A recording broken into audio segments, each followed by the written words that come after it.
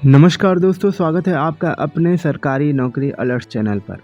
नवोदय विद्यालय समिति यानी कि एनवीएस में नॉन टीचिंग रिक्रूटमेंट 2024 की नोटिफिकेशन आ गई है दोस्तों। टोटल 1377 पोस्ट है।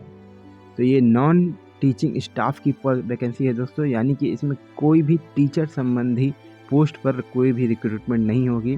जो भी रिक्रूटमेंट होगी नॉन टीचिंग पोस्ट पर, यानी कि क्लर्क, स्टेनोग्राफर और अलग अलग वैकेंसी पर ही आपकी भर्ती होगी। ठीक है दोस्तों, नवोदय विद्यालय समिति की इस रिक्रूटमेंट के बारे में जानेंगे डिटेल में यहाँ पर जानकारी। आप वीडियो पसंद आए तो वीडियो को लाइक करें और चैनल को सब्सक्राइब जरूर करें दोस्तों। बार बार बोलता हूँ, चैनल को सब्सक्राइब करें जिससे कि आपको 100% जेन्युइन अपडेट मिल पाए। इम्पॉर्टेंट डेट्स यहाँ पर आप देख पाएंगे।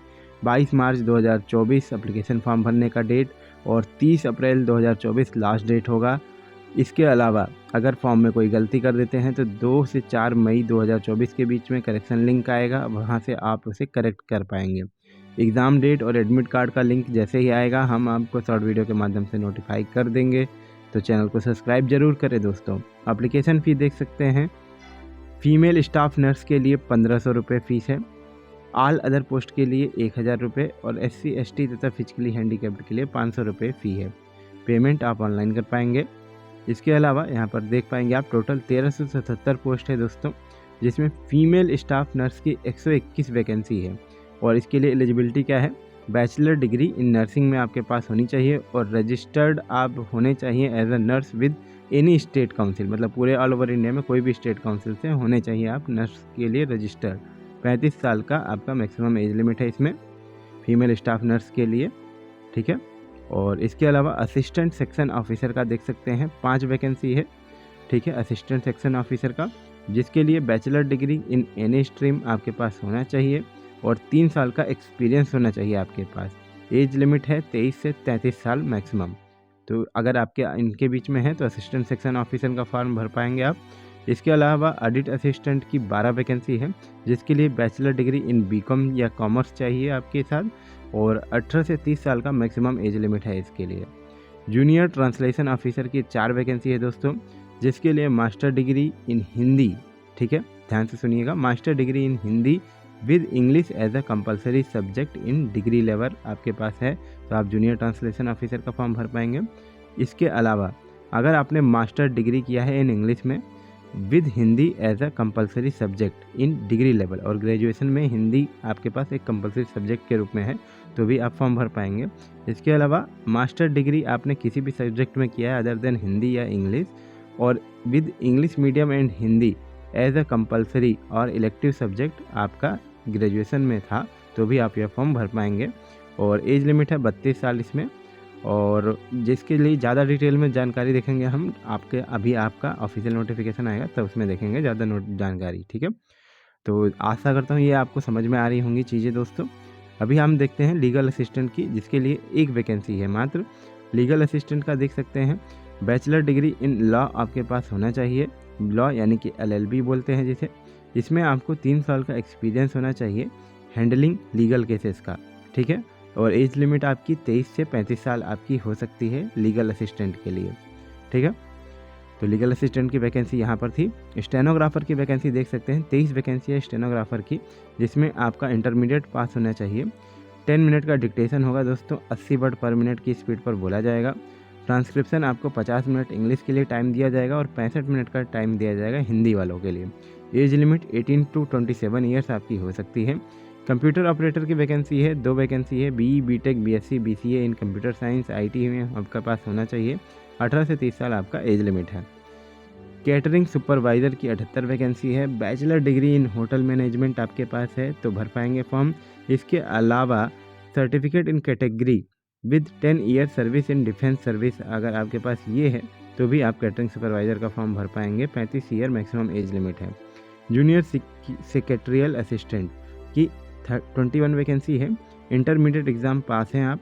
टाइपिंग स्पीड 30 वर्ड पर मिनट इंग्लिश में और 25 वर्ड पर मिनट हिंदी में अगर आपकी है, दोनों में से एक चाहिए, इंग्लिश या हिंदी। ठीक है, तो 18 से 27 साल एज लिमिट है तो आप फॉर्म भर पाएंगे।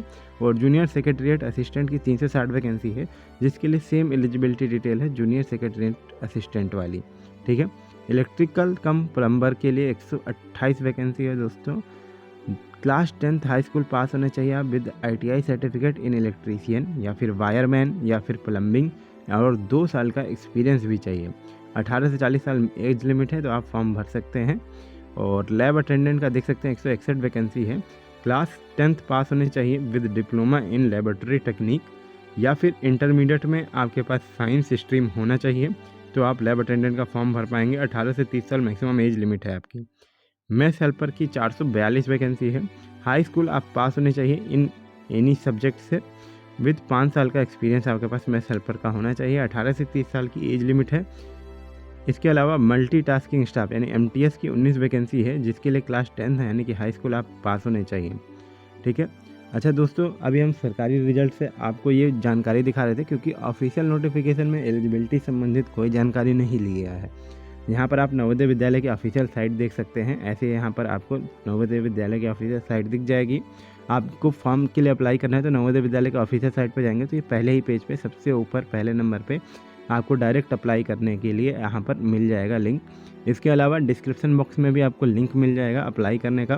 साथ ही नोटिफिकेशन का ऑफिशियल जो नोटिफिकेशन है वो भी आप डाउनलोड कर पाएंगे डिस्क्रिप्शन बॉक्स में, वहाँ से आपको लिंक मिल जाएगा। अब हम आ चाहते हैं यहाँ पर ऑफिशियल नोटिफिकेशन पर दोस्तों आ जाते हैं और देखते हैं क्या इंपॉर्टेंट जानकारी हमको यहाँ से मिल सकती है। तो सबसे पहले तो देख सकते हैं मिनिस्ट्री ऑफ एजुकेशन के अंतर्गत नवोदय विद्यालय की वैकेंसीज आती हैं दोस्तों।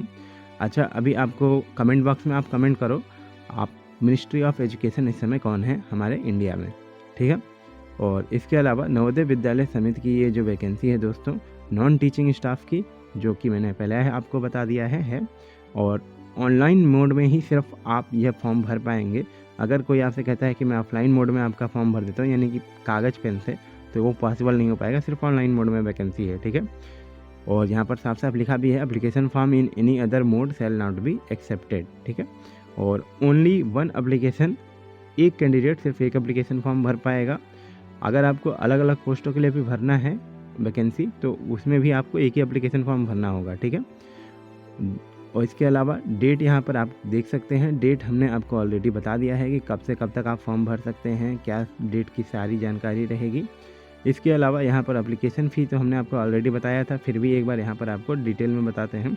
फीमेल स्टाफ नर्स के लिए देख सकते हैं आप 1500 रुपये फ़ीस है general EWS OBC non creamy layer के लिए, और SC ST PWD के लिए आपकी 500 रुपये फ़ीस है। ठीक है, नर्सिंग स्टाफ के लिए। और नर्सिंग स्टाफ को छोड़कर जितनी भी वैकेंसी है assistant section officer, audit assistant, junior translation officer, legal assistant, stenographer, computer operator, catering supervisor, junior secretariat, assistant junior secretariat, इन सभी वैकेंसियों के लिए दोस्तों देख सकते हैं आप general EWS OBC non creamy layer में 1000 रुपये फ़ी है। SC ST फिजिकली हैंडीकैप्ड में 500 रुपये फ़ी है। ठीक है। अब यहाँ पर अदर डिटेल देख लेते हैं, कुछ इंपॉर्टेंट जो जानकारी है यहाँ पर, जो आपकी फ़ोटोग्राफ संबंधी जानकारी है, जो कि आपको फ़ोटो वगैरह अपलोड करनी होगी दोस्तों, वो आपको बता देते हैं। आपका जो फ़ोटो की साइज़ है वो JPG फॉर्मेट में होना चाहिए और 10 KB से 200 KB के बीच में आपका फ़ोटो होना चाहिए। आपका फ़ोटो बोथ कलर या फिर ब्लैक एंड वाइट में हो सकता है। ठीक है। 80% आपका फेस दिखना चाहिए। जो लड़कियाँ सेल्फ़ी अपलोड करती हैं वो ध्यान दें, यहाँ पर सेल्फ़ी अपलोड ना करें। 80% फेस आपका दिखे, आपका पासपोर्ट साइज़ का फ़ोटो हो। ठीक है। आपके दोनों कान वहाँ पर बराबर दिखने चाहिए। ठीक है। और इसके साथ ही साथ आपका जो साइन है वो भी JPG या JPEG फॉर्मेट में हो, 4 KB से 30 KB के बीच में हो। और जो आपका थंब है वो भी 3 KB से 30 KB के बीच में होना चाहिए। ठीक है दोस्तों। कैटेगरी सर्टिफिकेट अगर आप अपलोड कर रहे हैं तो 50 KB से 300 KB के बीच में उसका होना चाहिए कैटेगरी सर्टिफिकेट। ठीक है। तो ये सब आप डॉक्यूमेंट पहले ही तैयार करके रख लें, क्योंकि फॉर्म भरते समय आपको इसकी ज़रूरत लगेगी। Net banking, debit card, credit card के माध्यम से ही सिर्फ पेमेंट हो पाएगा। चालान या फिर ऑफलाइन मोड में कोई भी पेमेंट करने का तरीका नहीं है यहाँ पर। इसके साथ ही यहाँ पर आप देख पाएंगे ये जो डॉक्यूमेंट हैं दोस्तों, इनको आप संभाल के रखें। इनकी ज़रूरत आपको DV के समय पड़ सकती है। यहाँ पर स्पेशली मैंडेटरी किया गया है कि आपको ये डॉक्यूमेंट रखने हैं। At least 4 print of confirmation page of online application form आपको रखना है, और जो आपने फ़ी पेमेंट की है उसका आपको रखना है कंफर्मेशन पेज। फ़ोटोग्राफ जो आपने अपलोड की है फॉर्म भरते समय वो फ़ोटोग्राफ आपको रखनी है अलग से, क्योंकि आपका अगर DV होगा तो वो फ़ोटोग्राफी आपसे ली जाएगी। और name on the photo identification, जो भी आपने फ़ोटो आईडी कार्ड अपनी लगाई है वही वाली फ़ोटो आईडी कार्ड आपको संभाल कर रखनी है, कहीं खोनी नहीं है, ठीक है। और इसके अलावा चलते हैं और कुछ इंपॉर्टेंट जानकारी अगर मिलती है हमें तो देखते हैं ऑफिशियल नोटिफिकेशन में। दोस्तों एक तो ऑफिशियल नोटिफिकेशन के बारे में क्या ही बताऊँ आपको। अभी आप देख सकते हैं यहाँ पर, अगर जैसे कि अभी सारे के सारी वैकेंसी, सारे के सारे पेपर्स लीक हो रहे हैं, अगर कोई भी आपको इस पेपर में डाउट लगता है तो पेपर के रिज़ल्ट आने के 30 दिन बाद तक आप उसके लिए अप्लाई कर सकते हैं, कोर्ट में धरना दे सकते हैं, कुछ भी कर सकते हैं, तो आपकी बात सुनी जाएगी। अगर आप इस टाइम के बीच में नहीं करते अप्लाई तो आपकी बात नहीं सुनी जाएगी। तो सतर्क रहें, जागें, ठीक है। और एग्ज़ामिनेशन सिटीज़ यहाँ पर देख सकते हैं अपने अपने स्टेट के अकॉर्डिंग। जैसे आंध्र प्रदेश के लिए यहाँ पर आप देख पाएंगे जो आपकी एग्ज़ामिनेशन सिटीज़ हैं। अंडमान निकोबार आइसलैंड के लिए सिर्फ एक है, पोर्ट ब्लेयर। और इसके अलावा यहाँ पर आप वीडियो को पॉज करें, आप देख सकते हैं असम में, अरुणाचल प्रदेश में, बिहार में, छत्तीसगढ़ में, दिल्ली में, गुजरात में, हरियाणा, हिमाचल प्रदेश, कर्नाटका, केरला, लद्दाख, मणिपुर, सारे के सारे स्टेट में जो भी आपके सिटी सेंटर्स हैं यहाँ पर दिए हुए हैं। आप वीडियो को पॉज करके या फिर ऑफिशियल नोटिफिकेशन डाउनलोड करके इन सेंटर्स के बारे में जानकारी प्राप्त कर सकते हैं। अच्छा दोस्तों, यहाँ पर नोटिफिकेशन ख़त्म हो गया है और ये नोटिफिकेशन के बारे में मैं बोल रहा था, क्या ही बताऊँ आपको। सच बताऊँ तो नोटिफिकेशन किसी बेवकूफ़ आदमी ने बनाया है। इसमें आपकी कोई भी जानकारी मिली नहीं प्रॉपर, ना ही एज रिलैक्सेशन से संबंधित कोई जानकारी है, ना ही ये जानकारी है कैटेगरी वाइज कितनी वैकेंसी खाली है, यानी कि SC ST OBC category wise किस पोस्ट के लिए कितनी वैकेंसियाँ खाली हैं। साथ ही सिलेबस का भी कोई अता पता नहीं है, एग्ज़ामिनेशन पैटर्न का कोई अता पता नहीं है कि एग्ज़ाम पैटर्न कैसा होगा कैसा नहीं होगा। और सच मानिए मैंने इसके वेबसाइट पर जा कर के काफ़ी बार सर्च किया, सिलेबस वगैरह के बारे में जानकारी मिल सके तो मैं यहाँ पर अटैच करूँ, लेकिन मुझे अभी तक कोई भी जानकारी नहीं मिल पाई है। तो ये था इसका जो फाइनल वीडियो, जो भी हमें जानकारी मिल पाई है उस हिसाब से हमने बनाई है।